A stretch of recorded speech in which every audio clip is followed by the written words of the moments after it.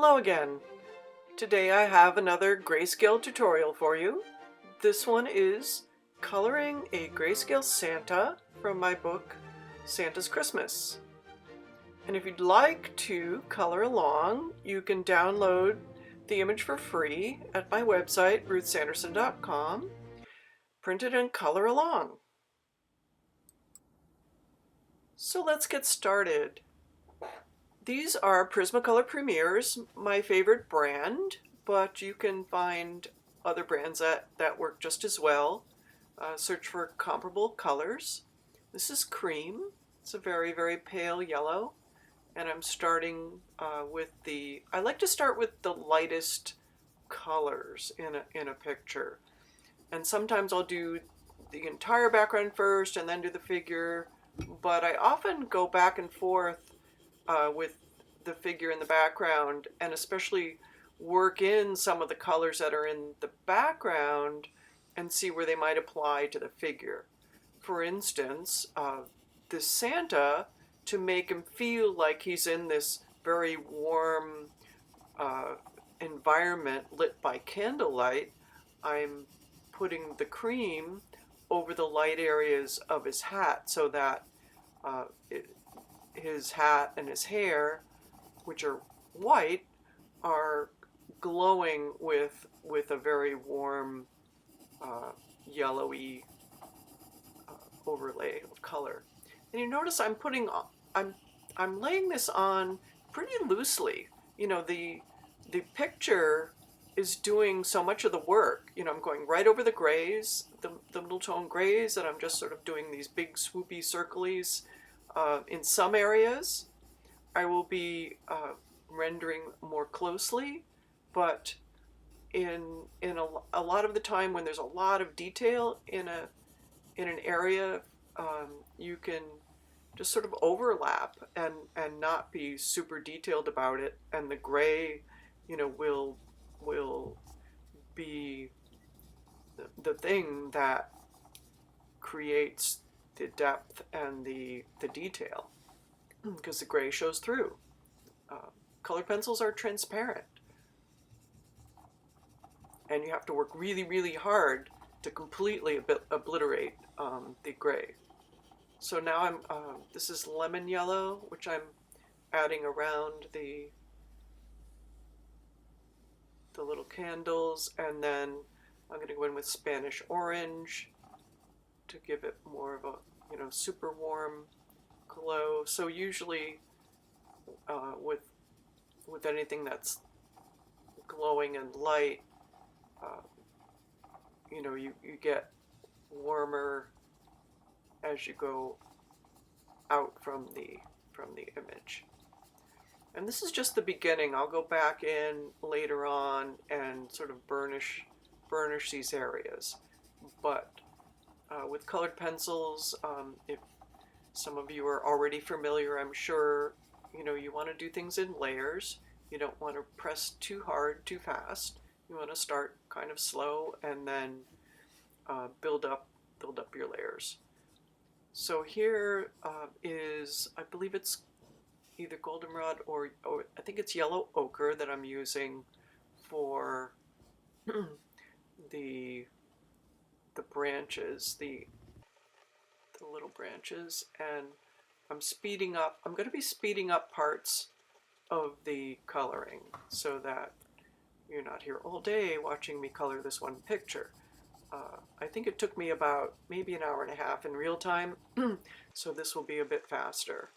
And here I am using just this one green, and I'm going over all the areas of the tree, including the darker background. And you see, again, colored pencils are transparent, and you know, it's lightening up behind the tree a little, but I don't mind that. It's like I like to put layers that are maybe a little bit lighter on the dark areas, and then I will go in for instance with a darker green and accent those.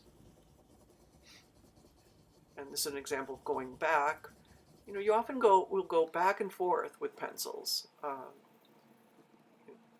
You know, I'm sort of creating, you know, more of a glow. I'm adding red, and here, you know, just wanted this red to be pretty solid, so I'm putting it on full strength with a pretty strong hand. Putting cream on any areas that are white in the background. And then ginger root is a fun color to use for the shadows of, they make kind of warm gray shadows. So I'm adding ginger root in to his hat and his beard.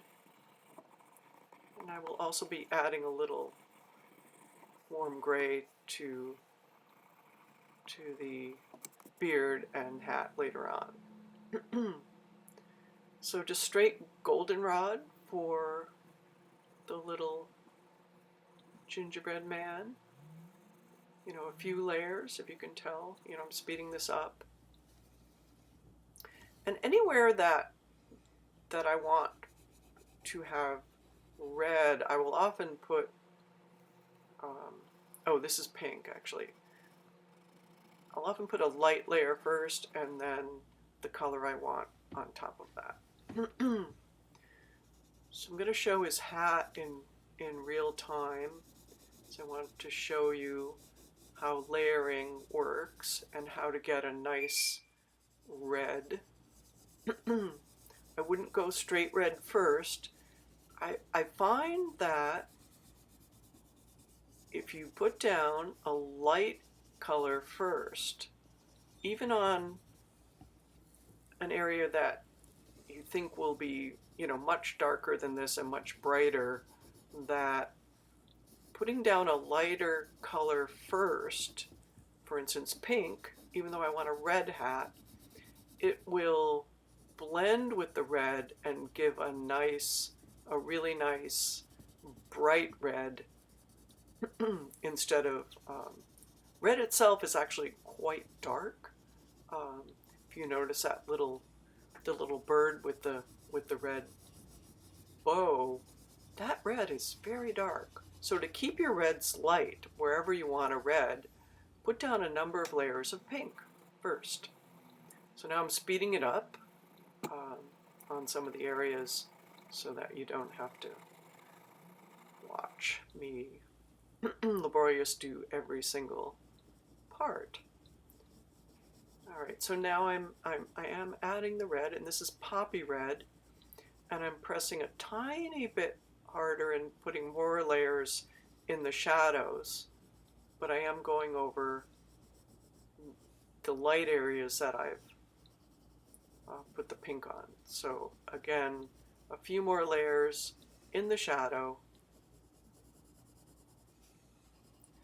And note again, this is not a dark pencil that I'm using in the shadows. At first I'm putting a layer of this poppy red in the shadows, and now I'm going over with even layers because the front of his hat is quite flatly colored, and so I'm putting on nice even layers of this poppy red, which will eventually be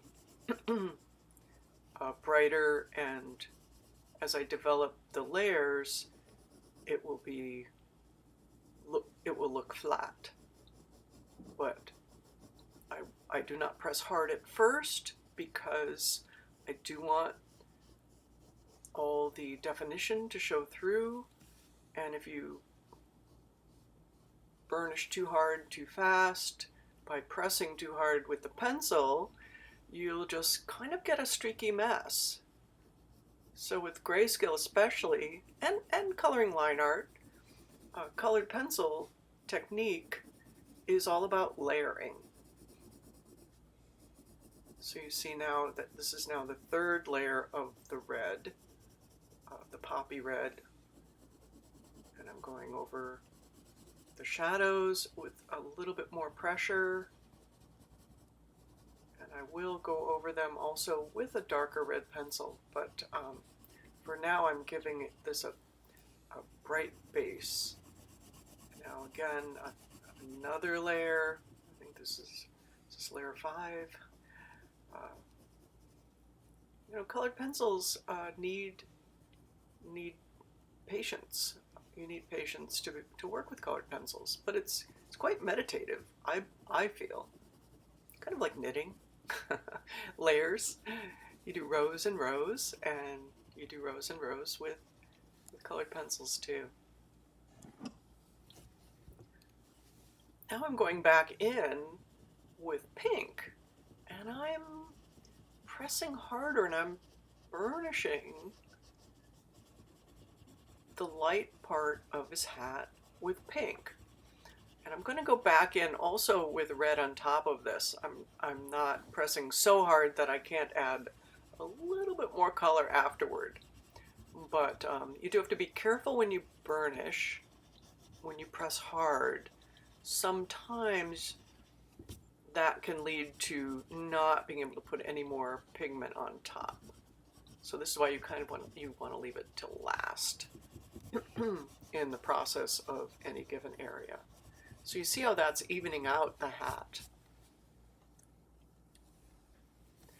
So I'm using Crimson Lake to deepen the shadows now of the hat. So I'm going in and defining those areas more with the Crimson Lake.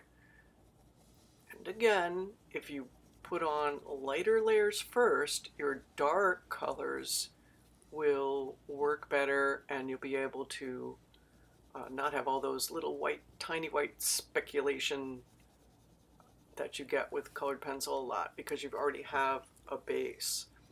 And then I will go over it yet again with the poppy red, and this is how you get a really even blend. Some people use other blending methods, and I have used those as well and have tutorials on them on YouTube, blending with Gamsol, for instance. And another good blending medium is a colorless marker, which is like an alcohol base, and that is something that melts the wax of the pencil and smooths it out. But you can blend right with the pencil itself. So I do like to pick out some little dark highlights, dark areas, accents with a dark brown. This might be a sepia, but any dark brown will work. Dark umber, dark brown, sepia. And I'm going back in with the kelp green, the darker green, and accenting around some of the areas to really make things pop out. One of the rules of art in general is that when you want something to stand out, and it's a fairly light object, you put something darker behind it, and it makes that area pop out. I'm speeding up the demo here in this part just to show you how, adding those dark accents now is really making his hat pop out. And you can go back and forth with your colors. If you see something you missed, go back in with that color. If you want something darker, just go back in. And I'm doing this pretty loosely, pretty scribbly, to sort of indicate the impression of leaves behind leaves, or branches behind branches. So I'm doing a fairly open kind of scribbly technique with this dark green pencil.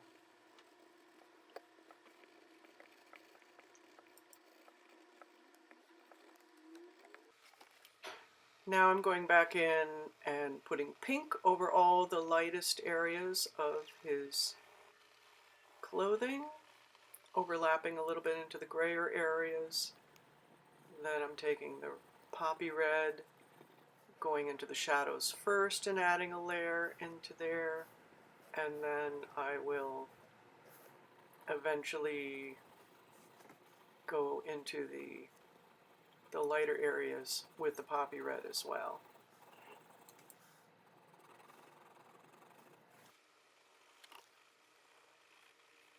So I just want to mention that with coloring, with colored pencils, things always look terrible before they look good. So it takes a while to build up the color.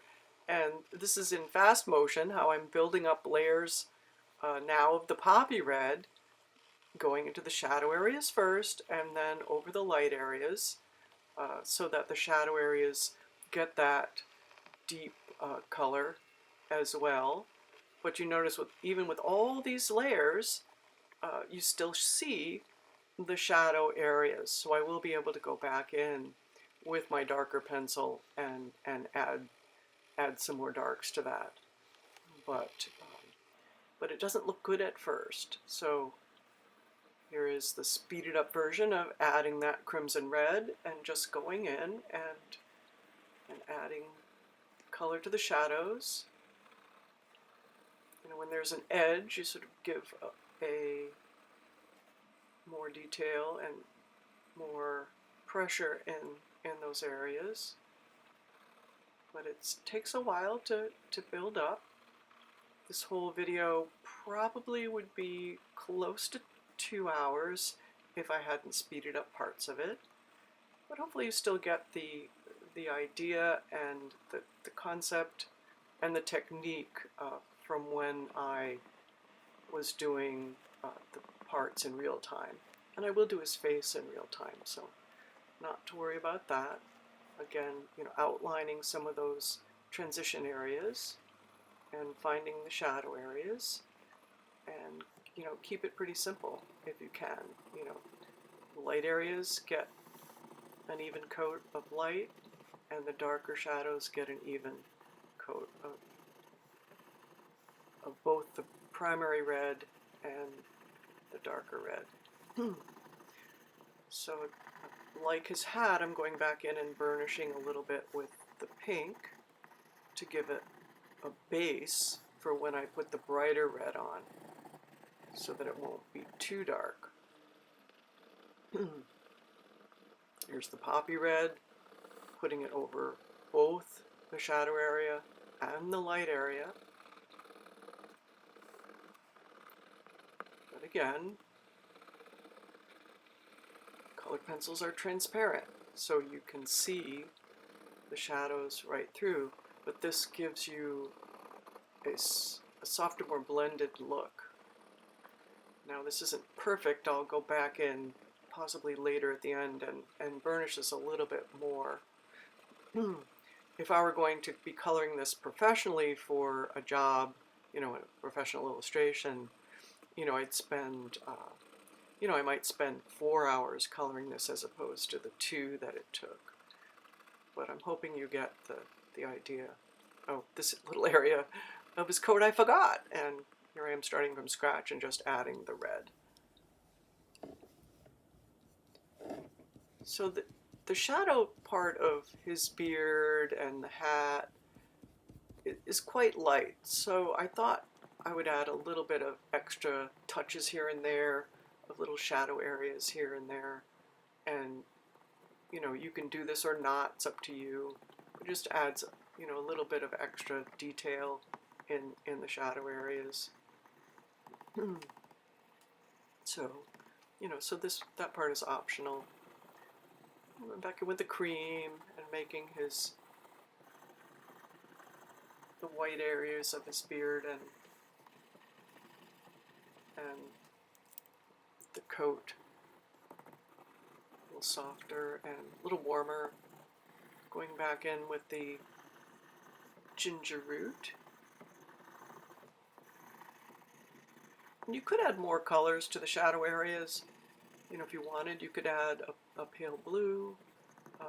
But I like having, when it's a warm picture, with that glow from the background lights, I just feel like it looks nice to have everything glowing and warm, including the shadows. But, you know, bluer shadows would look nice too.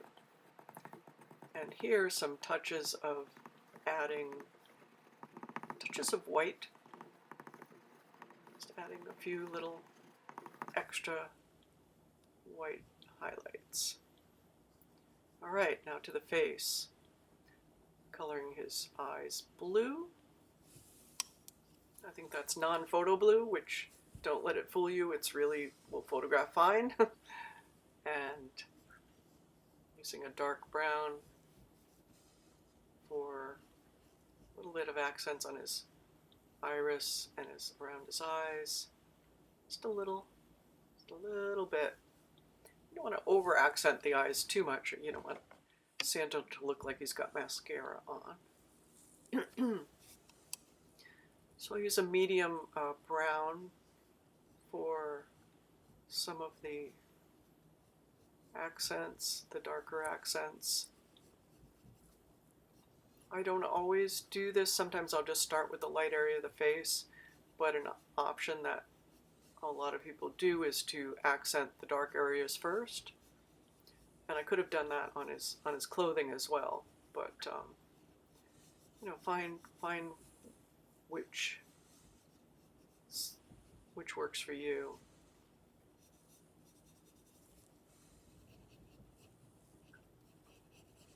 Just finding all the darkest areas and accenting them with this, I think it's brown ochre.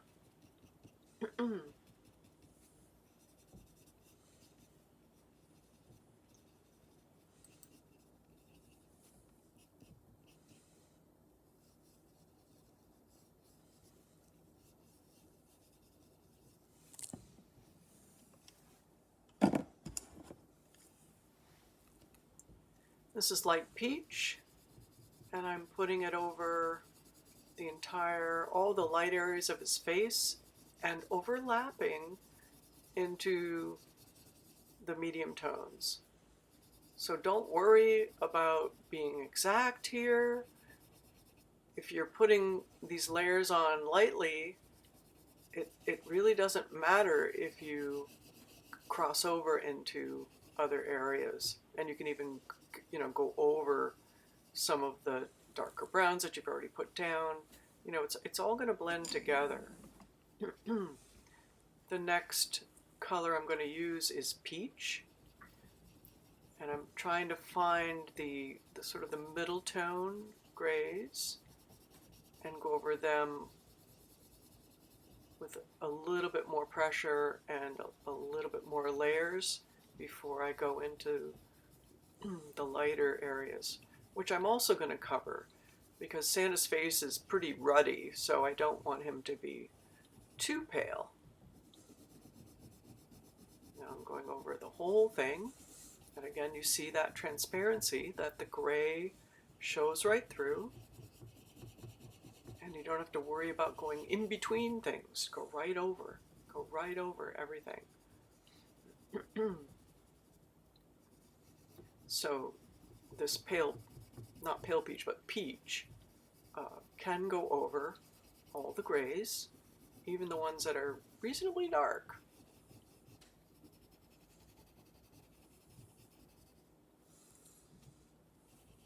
Oh, and his ear.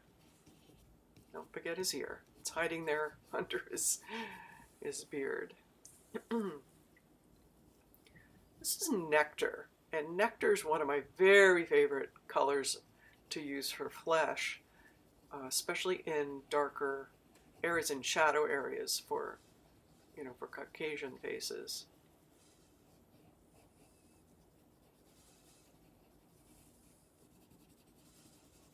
So overlapping a little bit into the lighter areas, but leaving the lightest areas alone.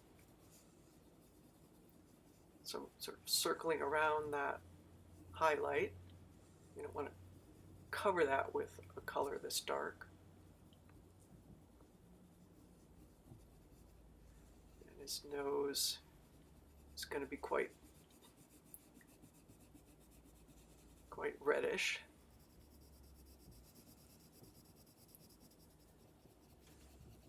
Going into all the shadow areas with Nectar. And hopefully if you're using a different brand, you can find a color that's similar to Nectar. because I find it invaluable for flesh tones. Okay. Now I could stop here, and again, how far you go with the face will be up to you, but I'm really going to pump up, the red tones in his face. After all, in the poem, it does explain that his nose is like a cherry, his cheeks were like roses, his nose like a cherry. So this is light peach. I'm going around and around that little highlight on his cheek. Actual pink. Saving the pink more for the shadow areas and not going quite over the lightest area. But I'm pushing the pink into his nose as well.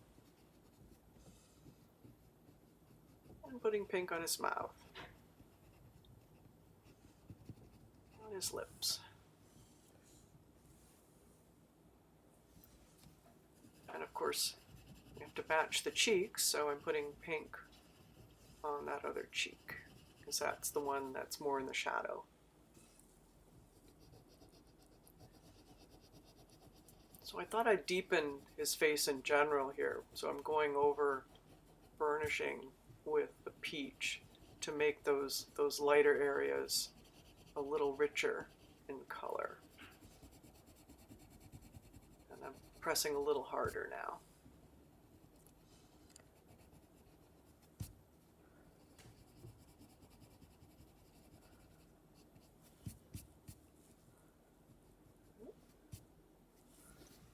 Okay. Going back in with the accent. So you often have to re-accent places. You might put these as a base, and then if you want to re-establish them, go back in and add a little bit more detail again.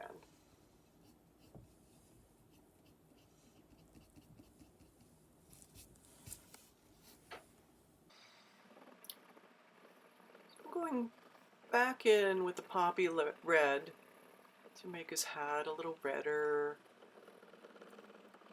evening out his suit a bit more. And I don't always do things in perfect order when I color. Sort of as I notice something, I sometimes jump around. So this is me jumping around, and now that I've got that red pencil out, I'm thinking, oh, cheeks like roses, nose like a cherry. We need to add a bit more color even. So I'm pushing the color a little bit. I often use ginger root for just to deepen white areas like his eyes and his teeth. And this is sand. And I was feeling like his flesh was a little too on the reddish side. So this is a yellow base. No, it's not bright yellow, but it's giving him more of a warmer toward the yellow end of the spectrum in his flesh, as opposed to such reddish flesh. So again, this is optional. It depends on your sensibilities and what you feel like looks good in your own coloring. I'm going to speed up quite a lot and do the details of a lot of the rest of the picture. I'm putting this pale yellow on a lot of areas that are white, just like I did earlier. This is cream. And when you do this, it unifies the colors a little bit that you're putting on top of them. So the little bear is going to be yellow ochre, number of layers, putting more in the shadows, and I believe the little horse is going to be more of a slightly darker gold, goldenrod. is the color I'm using for him. And I thought I would give him brown gloves, so those are mostly burnt ochre. And you notice that the darker colors leave more of a residue of a texture, and they take a lot more to blend, and that's true with regular line art if you're doing dark colors, you know, and also grayscale. And to blend them, it's good to then go over that area with a slightly lighter color to blend, because if you go over it with the dark color, your object will become too dark overall. So you have to be careful not to burnish too much with a dark color unless you want that area to be completely dark and completely that dark color. And that's why we do layers of multiple colors. So this is the sepia, you know, and I'm doing a little outlining and accents. And now I'm working on the bag. And I'm doing it fairly loosely. What I thought would be fun here is to do, you know, really kind of an open texture to the bag, almost like a cross-hatching, and it'll give that effect of like a woven bag. So I'm doing really open strokes. I'm not being very careful with the strokes, and I'm doing that on purpose so that the bag has a very natural weave, open weave to it. Accents. A little bear, accenting the dark parts. A little clown shoe. So this is, you know, something that, you know, takes a little time, and I'm speeding it up so you don't have to watch me do this in real time, but you're getting hopefully the concept of it. And again, I'm cross-hatching sort of openly with this goldenrod right over the dark areas, blending, not really blending, but just going right over everything. So it's a little bit of a different way of working than you'll see on other people who do grayscale, who keep the colors very specifically in, you know, light colors only go in light areas and dark colors only go in dark. And I do an awful lot of overlapping, and I think it makes a nicer blend in my mind. So these areas that I'm doing now are going to be red, and I'm putting on a base of pink so that the red goes on nicely. You don't absolutely have to do this, but I like to. I feel it helps with the blending to have that lighter base underneath. The red ball, going back in with the pink, feathering it, feathering the edges. Transitions are really important, and that's where you want to really blend a lot, is in transitions. Now his little suit is pretty much a flat red, so you can put that on with a pretty heavy hand and be done with it, as opposed to other areas where you're going to be a little more careful and spend a little more time. For instance, his face. You know, you don't want to be so cavalier and quick, you know, putting down layers on a face. You want to be very careful. But areas that already have a lot of texture, it doesn't matter if you put down your layers with a bit of, you know, a quicker, rougher hand. Pink, a little pink in the cheeks, and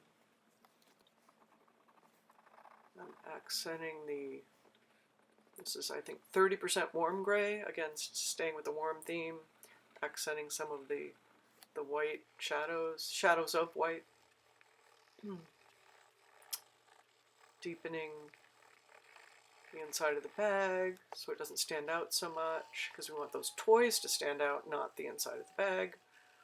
So I was adjusting the values of that area. Again, look how, roughly I'm putting down this texture so you can see the bag and it really looks woven. So just have your strokes farther apart when you're putting them down, and you'll get that woven texture look. Burnishing goldenrod, adding a few gold accents, and going back in again with sepia,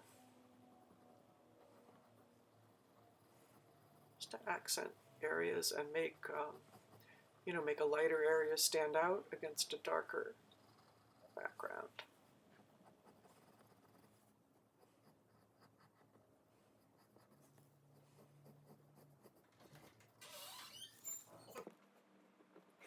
Now I'm adding some final touches with the white pencil. White gel pens work good too, but they give you a bit of a thicker line. Now I hope you've enjoyed this tutorial on how I color over grayscale. Remember to keep a light hand when building your layers, be patient, relax, and enjoy coloring. And here is the finished Santa. Bye for now. If you are interested in more of my grayscale tutorials, the link is posted at the end of the video.